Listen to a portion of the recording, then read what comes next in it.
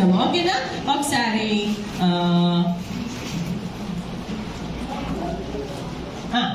రెండు విడి తిరిగిరా.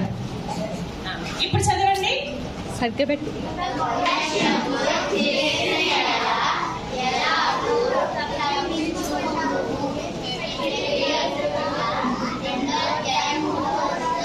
నువ్వు తిరిగి. ఇప్పుడు చదవండి.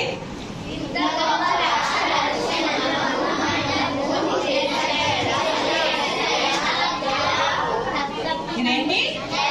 ఎలాగూ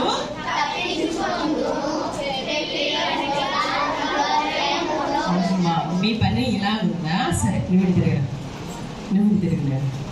ఇప్పుడు చెప్పండి.